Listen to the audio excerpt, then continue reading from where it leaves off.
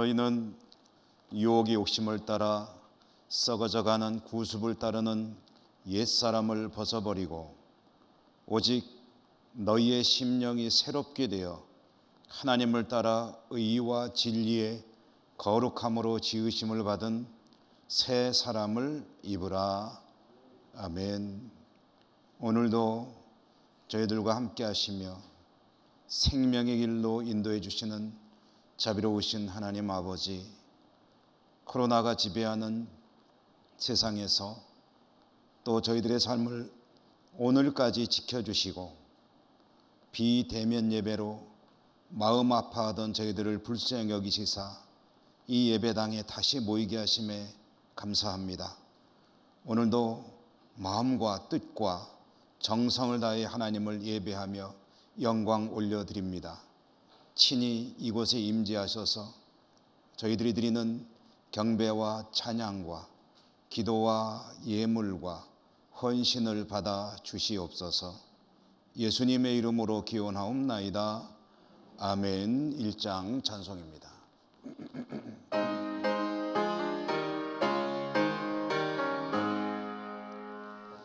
만복의 근원 하나님, 온 백성 찬송 드리고 저 천사여 찬송하세. 찬송 성부 성자 성령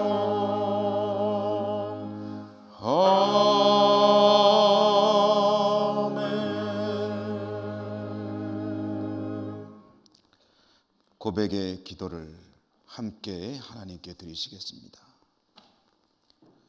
인생의 생사화복을 주관하시는 하나님 아버지, 저희들은 주님의 은혜가 아니면 단 한순간도 홀로 설 수 없으며 주님의 인도하심을 받지 못하면 한 걸음도 앞으로 나아갈 수 없는 무기력한 존재임을 고백합니다.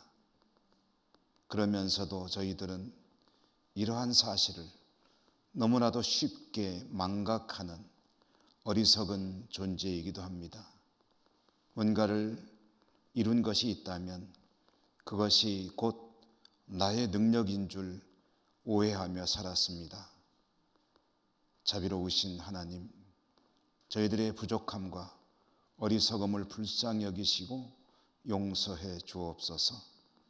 이 시간 하나님 앞에 저희들의 모든 은밀한 죄와 허물들을 침묵 가운데 고백합니다.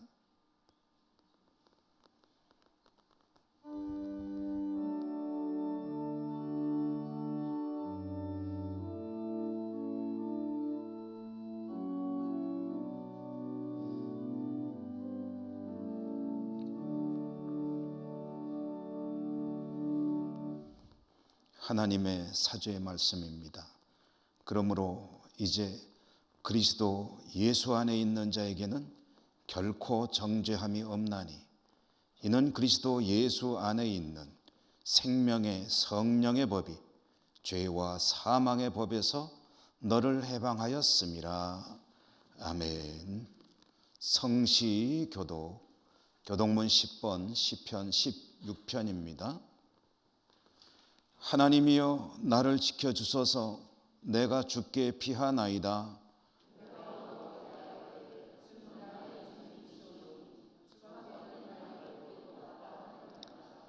땅에 있는 성도들은 존귀한 자들이니 나의 모든 즐거움이 그들에게 있도다.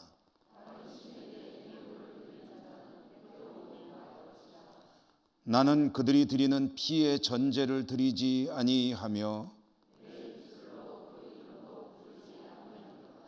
여호와는 나의 산업과 나의 잔의 소득이시니 나의 분깃을 지키시나이다.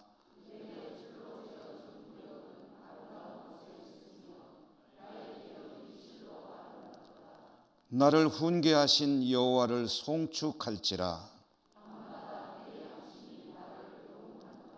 내가 여호와를 항상 내 앞에 모심이여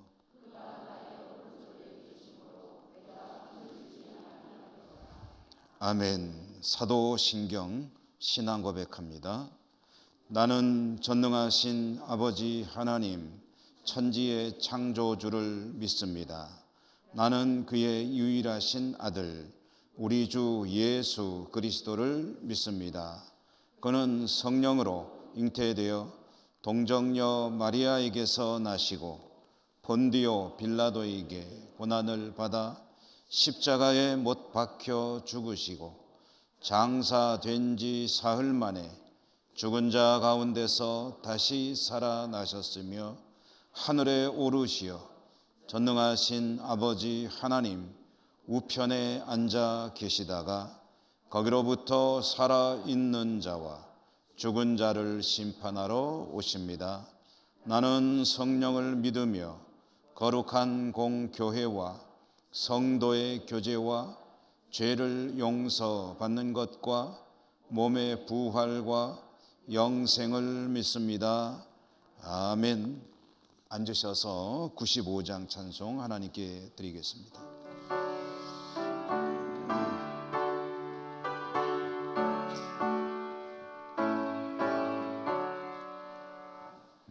나의 기쁨 나의 소망 되시며 나의 생명이 되신 주 밤낮 불러서 찬송을 드려도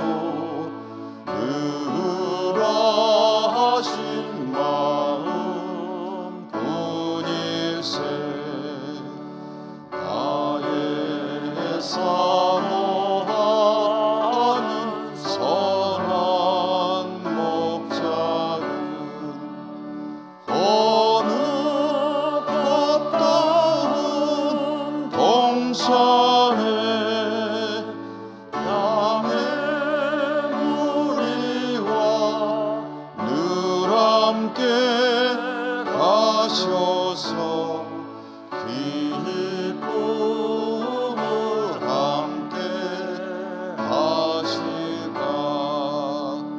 길도 없이 거친 넓은 들에서 갈 길 못 찾아 애쓰며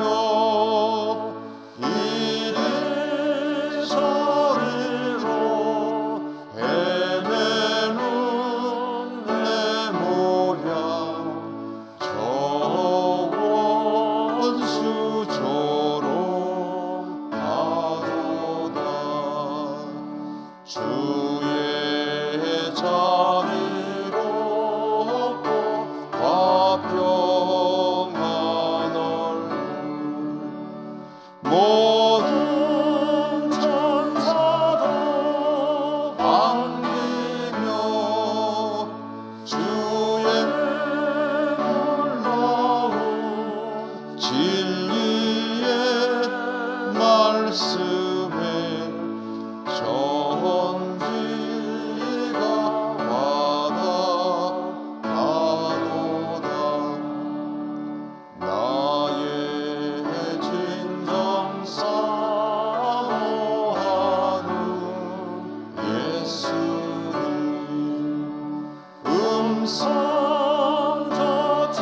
음성조차도 반갑고 나의 생명과 나의 참 소망은 오직 주 예수 뿐일세.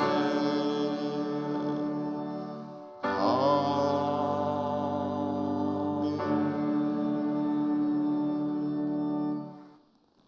최국락 장로님 기도 인도하시겠습니다.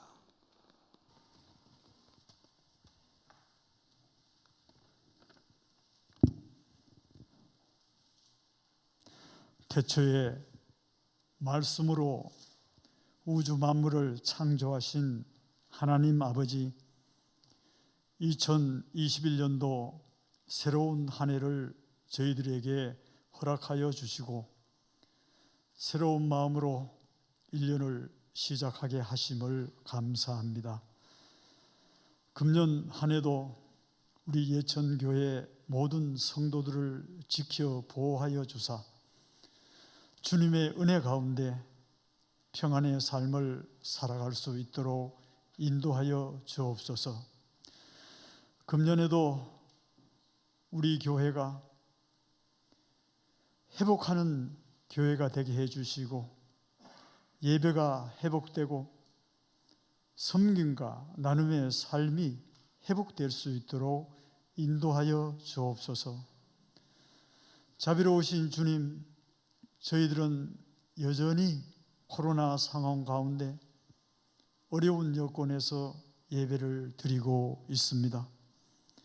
그동안 비대면 예배를 드릴 수밖에 없었지만 오늘 주일을 맞아 다행히 예배당에 나와 이와 같이 함께 예배 드릴 수 있게 됨을 감사드립니다. 이 시간도 감사하는 마음으로 하나님께 예배 드려올 때에 주님 홀로 영광 받으시고 귀한 은총 베풀어 주옵소서. 자비로우신 주님, 저희들은 이 세상에서 각자 바쁘게 살아오면서 주님 앞에 잘못한 죄들이 너무나 많았음을 고백합니다.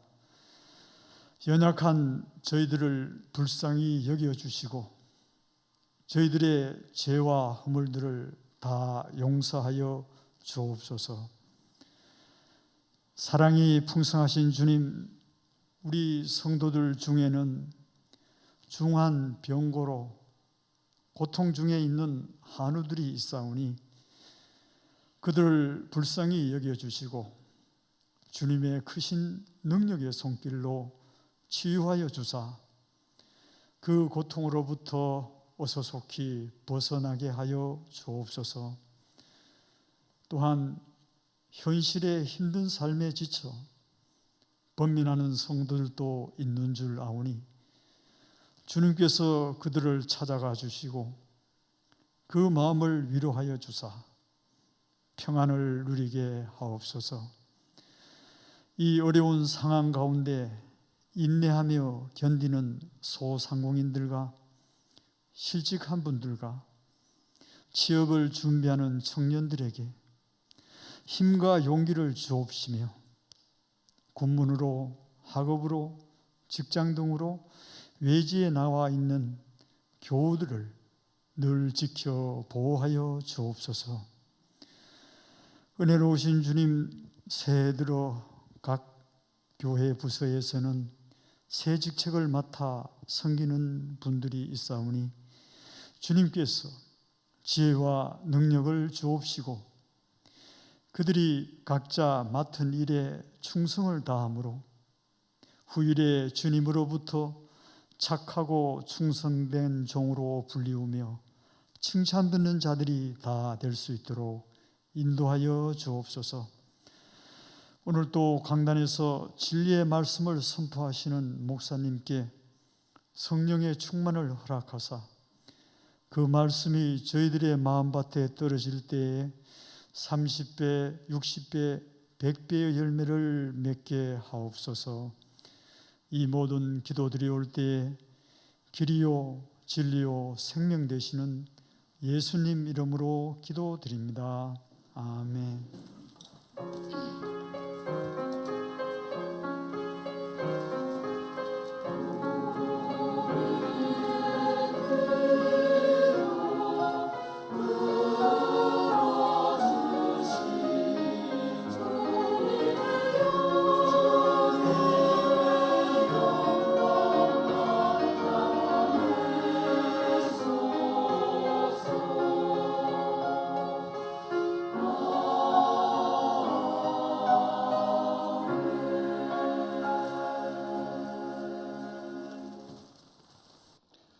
오늘 하나님께서 주시는 말씀을 봉독하겠습니다.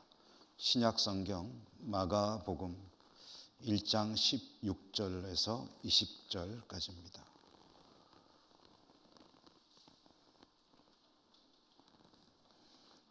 갈릴리 해변으로 지나가시다가 시몬과 그 형제 안드레가 바다에 금을 던지는 것을 보시니 그들은 어부라.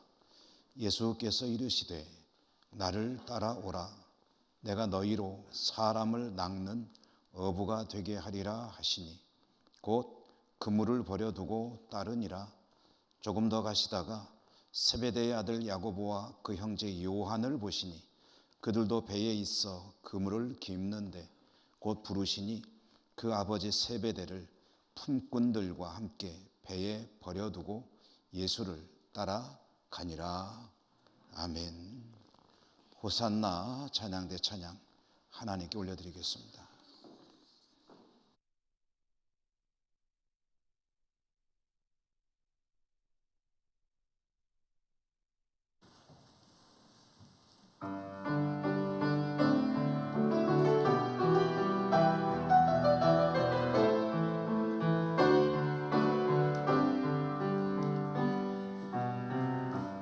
땅의 황무함을 벗어서 하늘의 하나님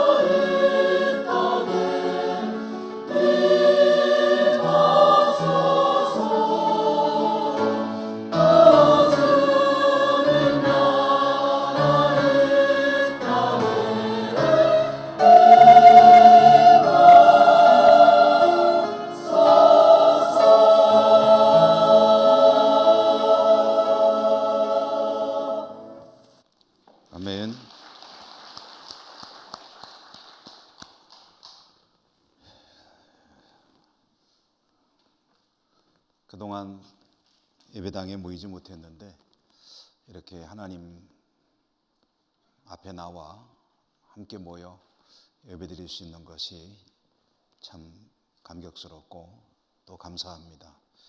여러분들을 진심으로 환영하고 또 그러나 아직 예배당에 오지 못하는, 그래서 영상으로 예배드릴 우리 교우들에게도 주님의 은총이 풍성하시기를 기원드립니다. 오늘 어부 주보에는 어부라고 제목을 했었는데 제가 마지막으로 좀 설교 내용들을 정리하면서 앞에다가 단어를 하나 더 붙였습니다. 사람의 어부. 사람의 어부라는 말씀은 다른 말로 하면 사람을 위한 어부라는 뜻도 됩니다. 사람의 어부, 사람을 위한 어부. 이것은 성경을 그대로 가져오면은 사실은 사람을 낚는 어부라고 하는 것이 조금 더 좋을 수 있겠으나, 이 낚는다 하는 말이 요즘에 좀 어감이 안 좋습니다. 사람을 낚는다 할 때 마치 사람을 고기처럼 생각하는 것 같기도 하고요. 또 낚는다, 또 낚인다 하는 이런 말들이 요즘에는 마치 좀 속았다, 속여서 넘어갔다 하는 그런 의미로도 쓰이는 것 같아서 어감이 썩 안 좋고요. 요즘에 사회적 문제가 되고 있는 그 보이스 피싱 같은 것도 피싱, 이게 낚는다는 뜻 아니겠습니까? 그래서 어감이 안 좋아서 그냥 사람을 낚는 어부보다는 사람의 어부라고 해야 되겠다라는 생각을 하게 되었습니다. 그리고 사실 우리가 읽는 우리 한글 성경에는 사람을 낚는 어부라고 되어 있지만 원래 성경에 기록된 원어로 된 그 성경을 읽어보면 낚는다는 말은 안 들어가 있습니다. 그냥 사람의 어부라고 되어 있습니다. 그래서 저는 사람을 낚는 어부라는 말보다는 사람의 어부라는 표현이 더 좋은 것 같습니다. 그래서 사람의 어부 또는 사람을 위한 어부라는 제목으로 말씀을 전해드립니다. 주님께서 갈릴리 해변을 지나가시던 중에 일어난 일입니다. 갈릴리 해변을 가시다 보니 두 사람이 고기를 잡고 있는 것을 보았습니다. 그물을 내리는 거죠. 그들은 시몬과 안드레의 형제였습니다. 갈릴리 어부였죠. 시몬은 나중에 베드로라는 이름으로 주님께서 이름을 주셔서 베드로로 불리게 되지만 원래 이름은 시몬입니다. 이 시몬과 안드레의 형제가 고기를 잡고 있는 것, 그물을 던지는 것을 보고 그 형제를 향해서 주님께서 말씀하셨습니다. 나를 따라오너라. 내가 너희로 사람을 낚는 어부가 되게 하리라. 그러자 이 시몬과 안드레 형제는 자신들이 던지고 있던 그물을 그대로 두고 주님을 따랐다. 주님께서 거기서 조금 더 가셨다고 합니다. 그러다가 또 고기를 잡는 어부들을 보게 되었는데 그들은 세베대의 아들들, 곧 야고보와 요한 형제였습니다. 역시 갈릴리의 어부였던 이 형제들은 그때의 배에서 그물을 깁고 있었다고 하는데요. 그물을 깁고 있는 그들을 향해서 또 주님께서 부르셨습니다. 똑같은 말씀으로 부르셨겠죠. 그러자 그들도 역시 앞에 있었던 형제들과 마찬가지로 깁던 그물을 그대로 두고 또 자신의 아버지 동료들 또 배까지 그대로 두고 주님을 따랐다라고 성경이 전해줍니다. 그들은 고기를 잡는 어부였는데 이제는 사람의 어부, 사람을 위한 어부의 길로 들어서게 된 것이죠. 이 말씀을 그냥 좀 가볍게 읽으면 주님께서 12 제자들 중에 처음 제자들을 부르시는 장면이로구나, 그들을 이렇게 부르시는구나 하고 읽어 넘어갈 수가 있겠는데요. 근데 이 말씀은 깊이 묵상하고 진지하게 곱씹으며 묵상하고 새기며 또 되새기며 읽으면은 그럼 이 말씀 가운데서 이런 주님의 음성을 듣게 됩니다. 나를 따라오너라. 내가 너로 사람의 어부가 되게 하리라. 이 말씀은 갈릴리의 어부들에게만 하시는 말씀은 아니거든요. 이 말씀을 읽는 모든 성도들에게 역시 동일하게 하시는 말씀이므로 제자들이 들었던 것과 마찬가지로 이 말씀을 대하는 이들도 이 음성을 듣게 됩니다. 무심코 읽으면 안 들려올 수 있으나 깊이 있게 묵상하며 읽으면 나를 따라오너라. 내가 너로 사람의 어부가 되게 하리라 하는 주님의 음성이 울려 퍼지게 되게 되고요. 이렇게 생각을 하게 되면 이 말씀은 사실 상당히 부담스러운 말씀으로 다가올 수도 있습니다. 주님의 뒤를 따르는 것, 사람을 위한 업으로 살아가는 것, 그것은 그리 쉬운 일이 아니기 때문입니다. 그러나 만약에 쉽지는 않은 일이나 그렇게 될 수만 있다면 또한 그게 얼마나 복된 일인지 그것을 우리들은 잘 알고 있지요. 하기가 어렵고 그렇게 나서기가 쉽지는 않겠지만 할 수만 있다면 참으로 복된 믿음의 삶을 사는 것이 아니겠느냐. 이런 조금은 모순되고 이율배반적인 이 말씀을 듣게 되는데요. 그러므로 쉽지 않으나 할 수만 있다면 좋은 일, 어려우나 갈 수만 있다면 좋은 그 길, 사람의 업으로 산다는 것, 도대체 그게 어떤 것인지 좀 내용이라도 좀 알아보자. 이런 시도가 필요하지 않겠습니까? 사람의 업이란 게 도대체 뭐냐? 전도 많이 하면 사람 낚는 업으로 사는 것이냐?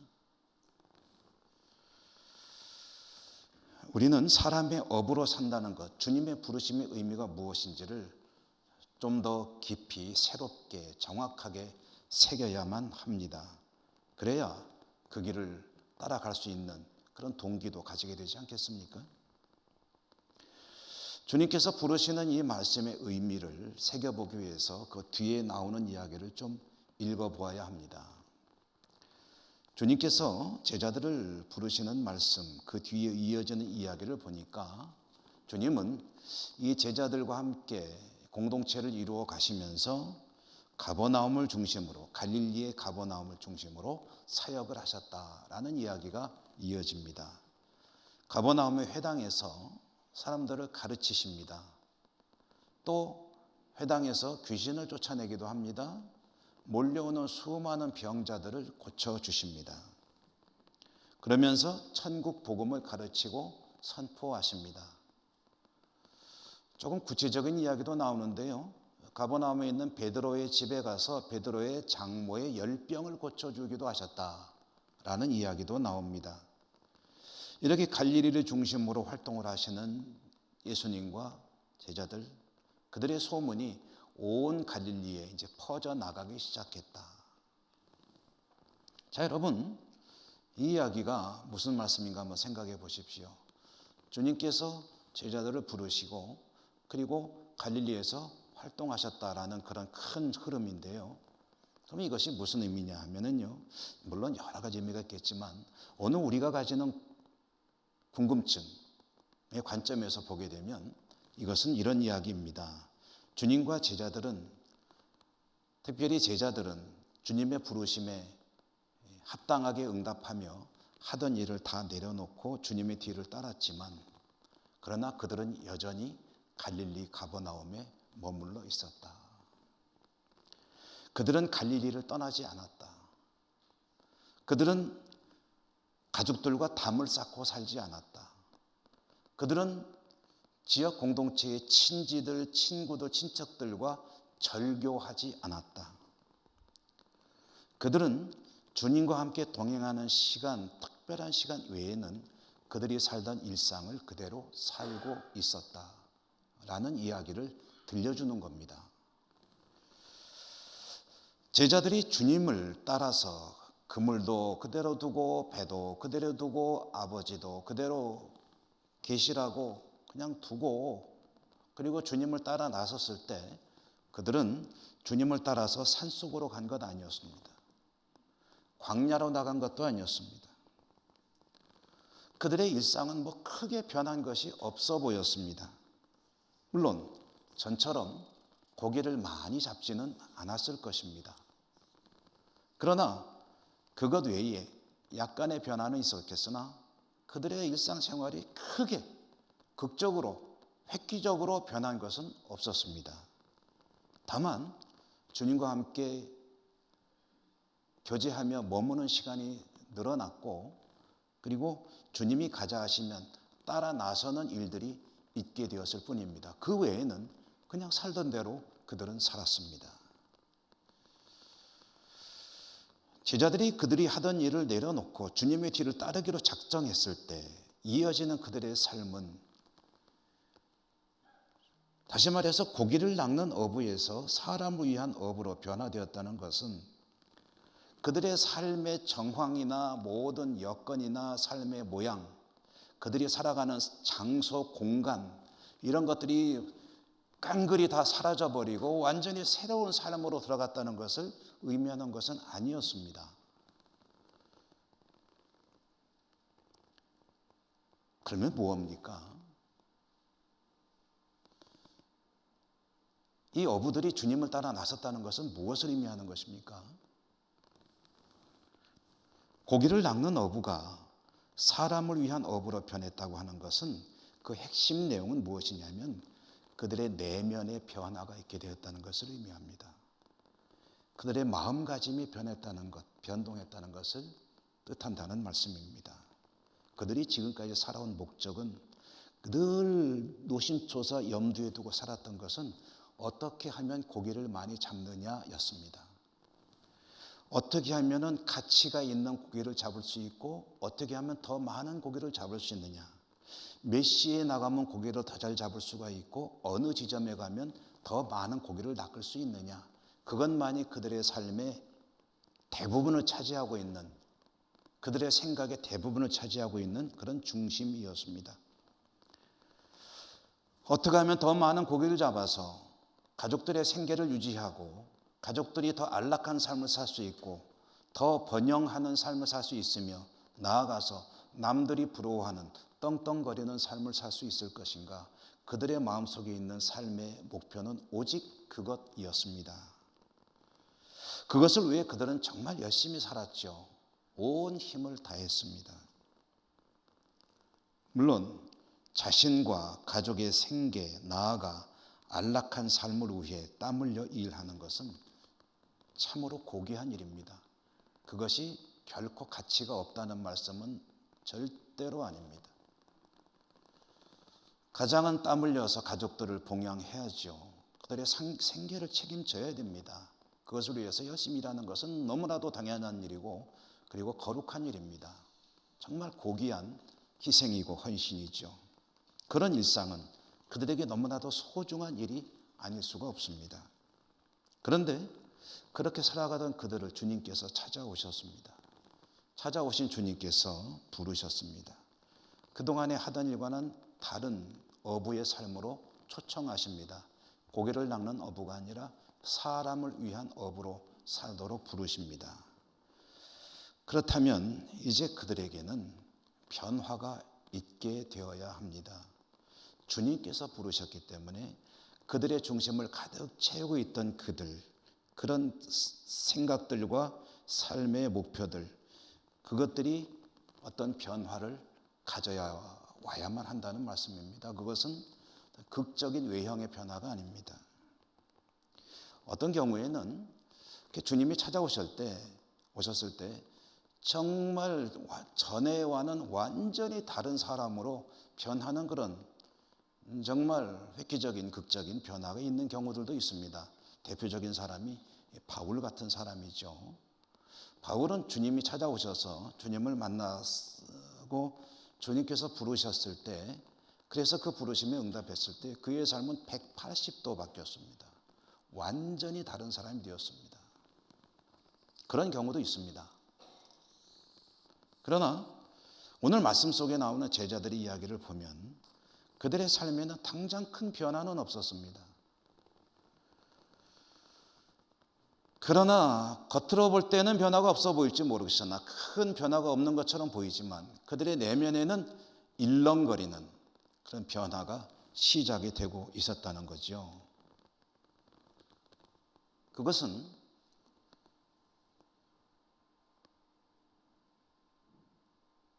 자신들이 바라보는 삶의 목표가 이제 주님이 바라보시는 것과 같은 방향으로 이동해 가는 것이었습니다. 그것이 시작이 되었습니다. 자신들이 귀하게 생각했던 것들, 가치 있게 생각했던 것들이 주님께서 가치 있게 생각하던 것들로 이동해 가기 시작했습니다. 주님의 뜻에 자신들의 생각을 맞추어 가기 시작했습니다. 삶의 중심이 무게 이동을 하기 시작했다는 그런 의미입니다. 겉으로 볼 때 요란하지는 않았습니다. 다만 그들의 중심에서 이런 변화가 일어나고 있었습니다. 그것은 인생관이, 가치관이, 그리고 삶의 목표와 방향이 바뀌기 시작하는 것이었습니다. 주님은 세상을 위해서, 사람을 위해서, 세상을 구원하기 위해서 하나님의 자리를 내려놓으시고 사람이 되셨습니다. 그 주님을 따르는 제자의 삶을 살기 위해서는 좀 내려놓아야 할 것들이 있고 주님을 닮아가기 위해서 힘써야 하는 그런 것들이 있습니다. 사람을 위한 어부, 그것은 바로 이런 삶으로 들어가는 것을 말합니다. 자, 여러분, 저도 그렇습니다. 여러분도 그러실 거예요. 주님을 위해서 좀 뭔가 헌신하고 기여하는 그런 성도로 살고 싶은 그런 마음의 소원을 가지고 있지 않습니까? 그리고 그런 분들에게 이런 말씀을 읽다 보면 마음속에 감동이 밀려올 때가 있습니다. 아, 그래, 참 사람을 위해서 사는 어부로 살아야 되는데 하는 그런 감동이 밀려올 때가 있는데 막상 구체화하려고 하면 엄두가 안 나기도 하지요. 제자들처럼, 갈릴리 어부들처럼 모든 것을 그대로 두고 일어나서 주님을 따라간다는 것은 사실 엄두가 안 나고 용기가 안 나는 일 아니겠습니까? 쉽지 않은 일입니다. 모든 사람들이 부담스러워하는 일일 수밖에 없습니다. 저도 나이가 30대 중반, 지금 생각하면 한참 어린 나이입니다만은 신학생들을 기준으로 보면은 좀 비교적 많은 편입니다. 30대 중반에 목사가 되겠다, 목회자가 되겠다 하는 마음으로 신학교의 문을 두드리려고 할 때에 여러분들이 우려를 했습니다. 어떤 분들은 조금 말리기도 하셨습니다. 왜 그랬습니까? 이와 같은 이유죠. 부담스러운 거죠. 그래서 말리시는 분들이 있었습니다. 그런데 다 그런 것은 아니었습니다. 그것을 지지하고 그리고 격려해 주는 분도 계셨고요. 지금도 생각나는 분 중에 한 분은 저와 아주 가까운 직장 선배의 아내 되시는 분이었는데 그분은 아주 열심히 주의를 감당하는 그런 집사님이셨습니다. 아주 신실하신 분이었는데 제가 이제 그 당시에는 직장인으로서 형수님이라고 불렀었죠. 선배님의 아내가 되시니까. 그런데 그분은 저의 선택을 굉장히 좋게 보시고 심지어는 부러워까지 하셨습니다. 목사가 되는 것이 뭐가 그렇게 부러우셨을까? 모든 사람들이 다 염려하는데 그분은 참 부럽다라는 생각을 가지신 이유가 무엇일까? 그것은 그분의 마음속에 하나님을 위해서 뭔가 조금이라도 더 많은 일을 하고 싶고 또 집중해서 하고 싶은 그런 소원이 있기 때문 아니었겠습니까? 여러분 오늘 말씀을 통해서 무엇을 깨달으십니까? 나는 사람을 위한 업으로 살 수 있을까? 그러면 다 그물이고 뭐고 내려놓고 주님의 뒤를 따라가는 그들처럼 해야 되는데 아유 난 그건 좀 곤란한데 어려운데 이런 생각 드십니까? 오늘 말씀을 보니까 그들이 그물을 두고 배를 두고 아버지를 그대로 현장에 두고 동료들도 그대로 두고 주님이 뒤로 따랐다는 것은, 그것은 지금의 모든 일상을 완전히 무시하고 포기하고 다른 세상으로 넘어가는 것을 의미하는 것이 아니라는 것입니다. 주님께서 원하시는 사람의 업으로 사는 일은 내면에서부터 변화가 시작되는 것입니다. 나의 소중하게 여기던 가치들이 주님께서 귀하게 여기시는 것들과 닮아가기 시작하고, 내가 바라보며 가려고 했던 인생의 방향이 주님께서 기뻐하시는 쪽으로 조금씩 각도를 틀어가며, 내 삶에 가장 소중하게 생각했던 무게가 있던 것들이 이제는 주님께서 기뻐하시는 것으로 조금씩 대체되기 시작하는 것, 그것이 사람을 위한 업으로 살아가는 삶이요, 사람을 위한 업으로 살아가는 삶으로 그 문으로 입구로 들어가는 것이다. 누구든지 어떤 삶을 살든지 어떤 직업으로 어떤 모양새로 살든지 이것은 누구에게나 다 해당이 될 수 있는 일입니다. 내면에서 주님에 대한 그런 생각이 바뀌며 살아가기 시작하는 것, 그것이 바로 사람을 위한 어부의 삶입니다.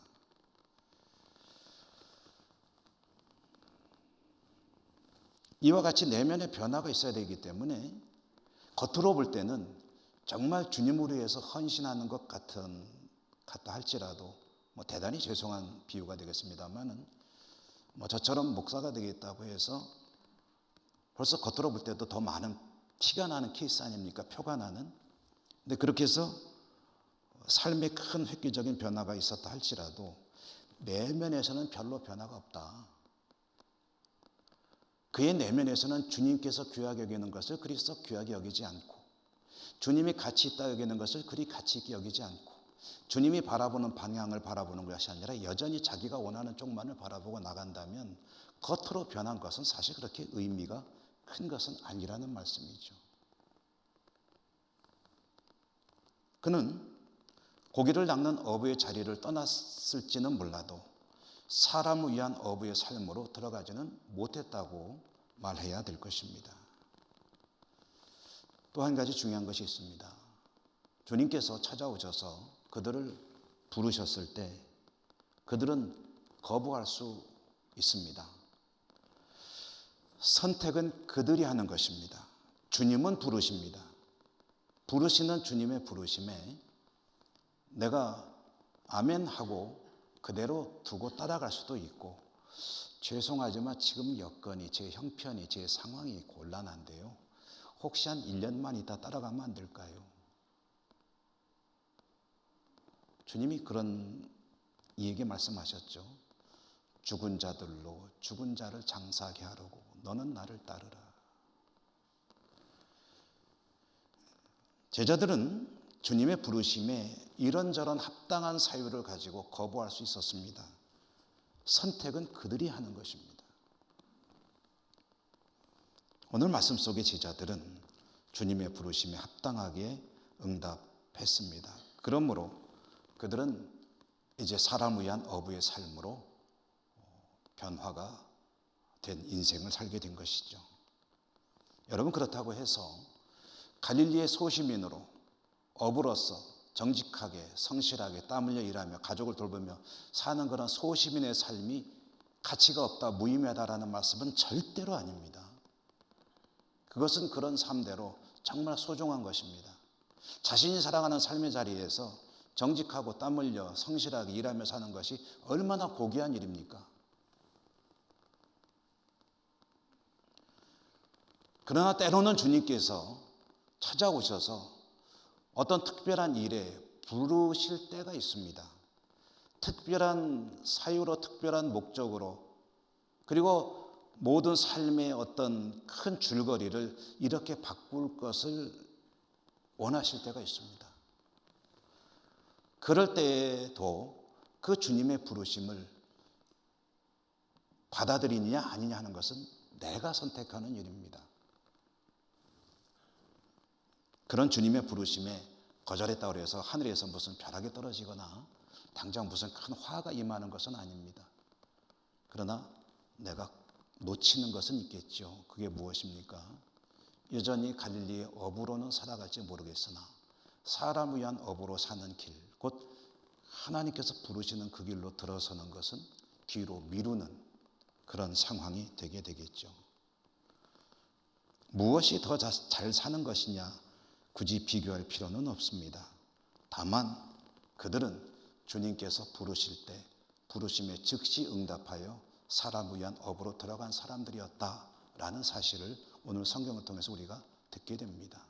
그리고 그것은 사실은 참으로 복된 그런 결단을 한 것입니다.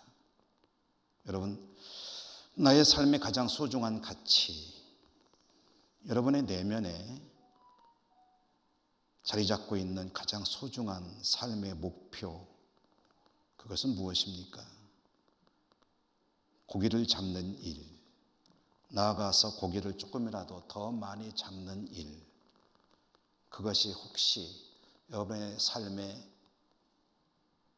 가치 목표의 그 자리를 꽉 채우고 있지는 않습니까? 만약에 우리가 주님을 믿고 살아가는 사람이라고 한다면 이제 그런 자리 위에 한 가지가 사실은 더 있어야 합니다.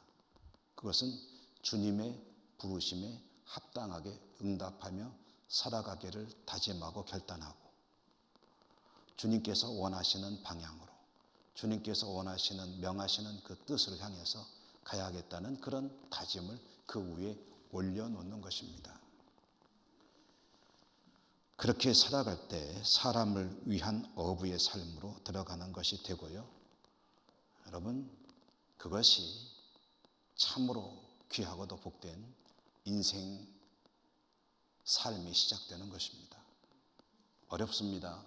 쉽지 않습니다. 더더욱이 코로나가 지배하는 요즘 같은 세상, 너무나도 머리 아픈 일들이 많은 이 세상 속에서, 그러나 여러분, 어려울수록 믿음의 사람은 무엇에 집중해야 되느냐? 주님께 집중해야 됩니다. 말씀에 집중해야 됩니다. 믿음에 힘써야 됩니다. 주님을 바라보아야 합니다. 그러면서 혹시라도 흐트러지려 하는 믿음을 다시 꽉 다잡고 주님의 나라를 바라보며 믿음으로 힘차게 살아가야 합니다. 그 은혜가 여러분 가운데 풍성하시기를 주님 이름으로 축원합니다. 은혜로우신 하나님 감사합니다. 오늘도 말씀 주셨습니다. 잘 들었습니다. 잘 듣고 새기고 행하고 또 변화하며 사람을 위한 업으로 살아가는 일에 성공하는 저희 모두가 되게 하여 주옵소서. 예수님 이름으로 감사하고 기도드립니다. 아멘. 435장 찬송하시며 봉헌하시겠습니다.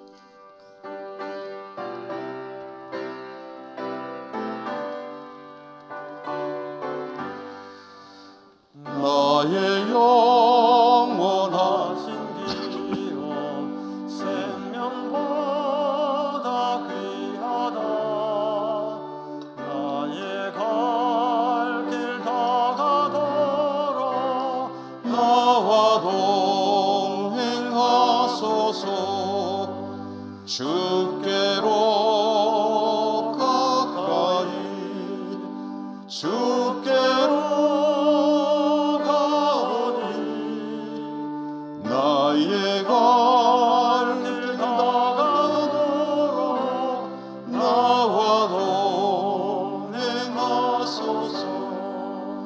세상 복이 아니람과 모든 명예 버리고 험한 길 가는 동안 나와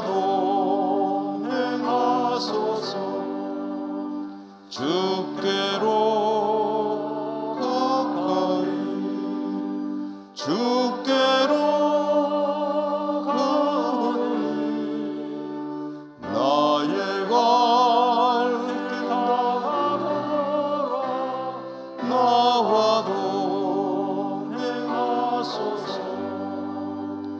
어두운 골짜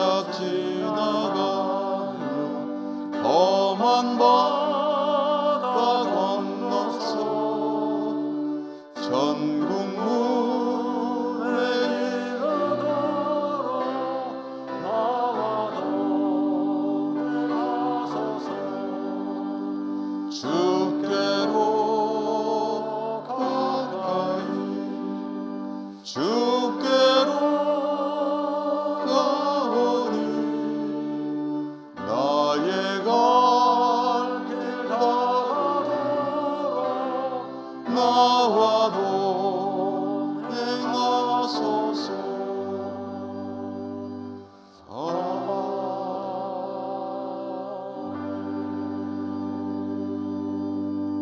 기도드리겠습니다. 하나님, 그동안에 저희들의 마음이 많이 아프기도 하고 무거웠는데 이제 다시 이렇게 하나님 앞에 나와 예배당에 모여 예배드릴 수 있으니 진심으로 참으로 감사합니다. 하나님 앞에 나오며 저희들은 빈손으로 오지 않고 예물을 가지고 왔습니다. 저희들의 삶 가운데 채워주시는 모든 것 다 하나님께서 주시는 것입니다. 그 믿음으로, 그 믿음의 고백으로 그 중에 일부를 거룩하게 구별하여 가지고 나와 정성껏 올려드리오니 기쁘게 받아주시고 드리는 예물 쓰일 때마다 하나님 영광 크게 드러나게 하여 주옵소서. 어려운 시대를 살아가는 저희들의 삶을 지금까지 돌보심에 감사합니다. 앞으로도 하나님 은혜로 넉넉히 이기고 살아가는 삶이 되게 하시고 늘 우리의 삶은 오직 하나님의 영광으로 위해 드려지는 복된 삶이 되게 해 주옵소서. 고기를 낚는 어부의 삶에 그칠 것이 아니라 사람을 위한 어부의 삶으로 들어가는 저희 모두가 되게 하여 주시옵소서. 예수님 이름으로 감사하고 기도드립니다. 아멘.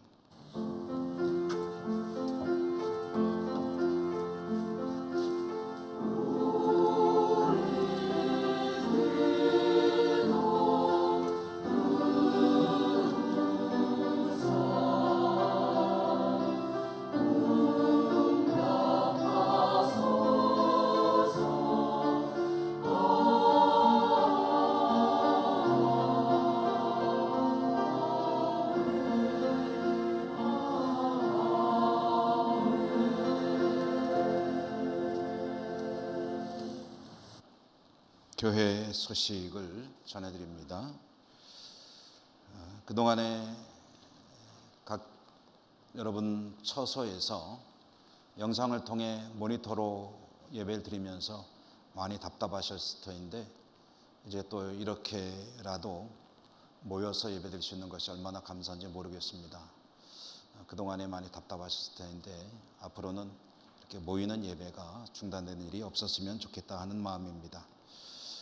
그리고 이 시간에 영상으로 예배에 참여하실 우리 교우들도 또 함께 예배당에 속히 나올 수 있게 되기를 진심으로 바라는 마음입니다. 오늘 그동안에 이렇게 교회에서 모이지 못하다 보니까 교회 일들도 많이 미루어졌습니다. 중요한 행사들도 연기된 게 많고요. 오늘 임시당회로 모여서 그 모든 것들에 대해서 또 대책을 논의하게 될 것입니다.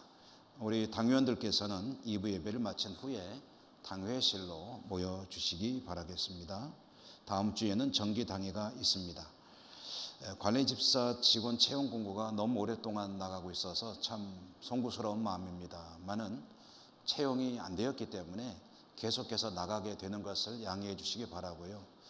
이렇게 직원 한 분을 채용하는 것이 어렵구나 하는 것을 기억하시고 잘 좋은 분이 채용될 수 있도록 기도도 해주시기 바라고요. 또 혹시라도 주변에 좋은 분을 좀 찾아보셔서 추천도 해주시면 더욱 고맙겠습니다. 각 부서에서는 회계장부를 수령해 가십사 하는 광고이고요.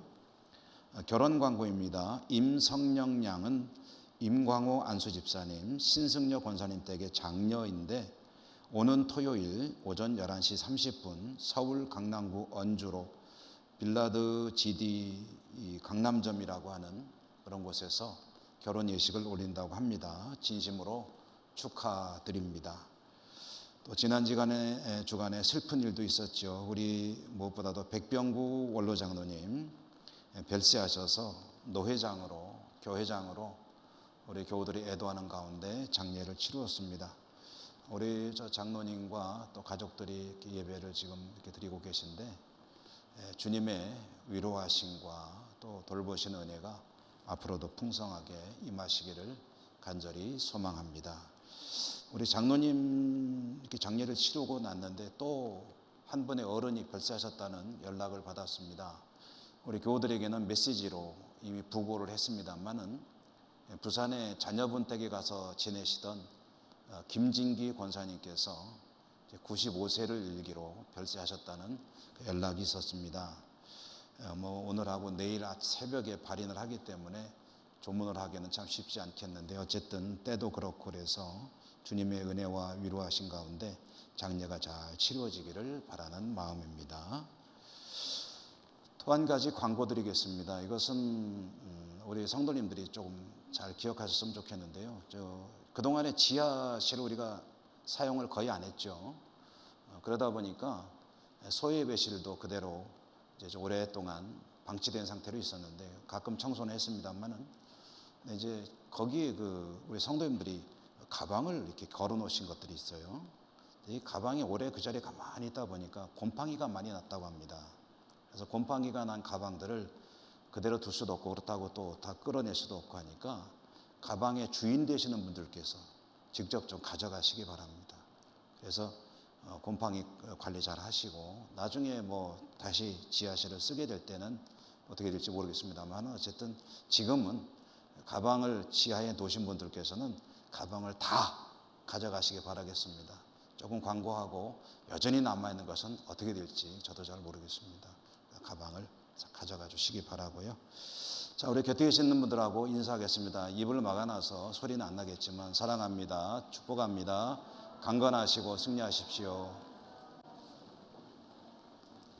우리 가정에 계신 분들도 가족끼리 이렇게 축복의 말씀을 나누시고 인사하시면 좋겠습니다. 주기도송과 축도로 예배를 마치겠습니다.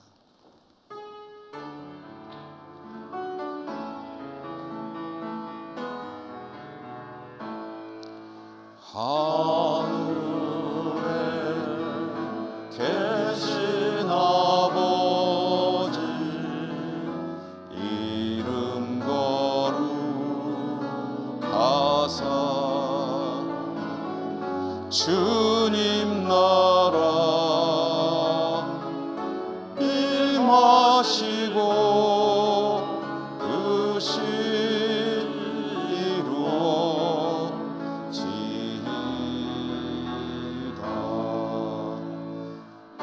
일용할 양식 주시고 우리들의 큰 죄 다 용서하옵시고 또 시험에 들게 마시고 악에서 구원하소서. 대개 주의 나라 주의 권세 주의 영광 영원히 아멘.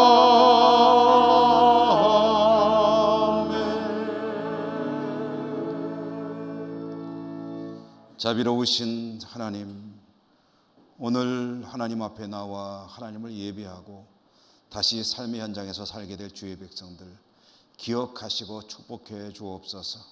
주님의 음성에 늘 바르게 합당하게 응답하며 주님의 영광에 살아가는 주의 종들이 다 되게 해주시고 하나님 어려운 시대이지만 믿음으로 승리하여 하나님께 더욱 영광 올려드리는 귀한 주의 백성들 다 되게 하여 주시옵소서.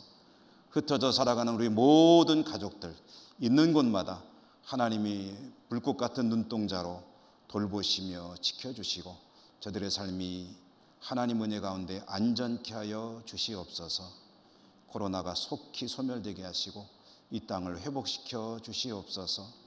예수님 이름으로 감사하고 기도드립니다. 아멘. 주 예수 그리스도의 은혜와 하나님 사랑과 성령의 교통하심이 주의 백성들 머리 위에와 저들의 모든 삶의 현장들 위에 영원히 항상 함께 하시옵기를 축원하옵나이다. 아멘.